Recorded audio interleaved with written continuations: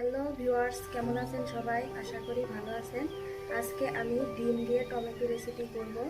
এই রেসিপি খুবই অল্প সময়ে ঘরে থাকা উপকরণ দিয়ে খুবই সহজে বানাতে পারবেন।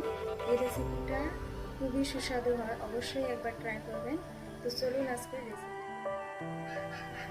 এই দেখুন, আমি রেসিপিটা তৈরি করার জন্য এই যে একটা ডিম নিয়ে নিয়েছি, লঙ্কা কুচি করে নিয়েছি, পেঁয়াজ কুচি করে নিয়েছি, এই যে টমেটোটা কেটে নিয়েছি, লবণ, লঙ্কার গুঁড়ো, ধনে গুঁড়ো, হলুদ নিয়ে নিলাম, লঙ্কা কুচি, তারপর পেঁয়াজ কুচিগুলো নিয়ে নিলাম,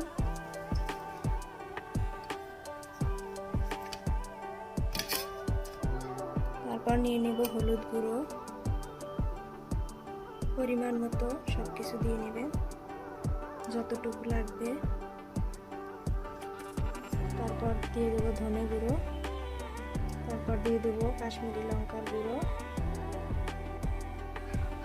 তারপর দিয়ে দেবো লবণ পরিমাণ মতো,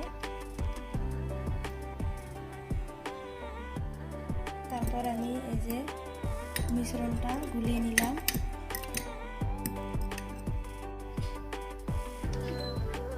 এবার আমি দিয়ে দিচ্ছি সর্ষের তেল।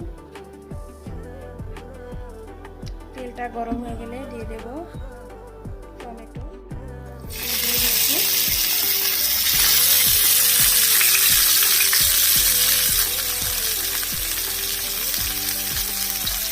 দেওয়া হয়ে গেছে, এবার একটু ভেজে নিতে হবে। দিয়ে দিয়েছি, এভাবে আর একটু ভাজতে হবে, তারপর আমি উল্টে দেব।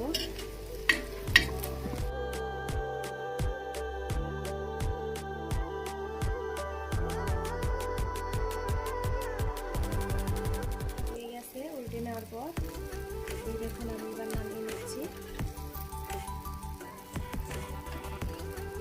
খুবই সুস্বাদু হয়, একবার ট্রাই করে দেখবেন।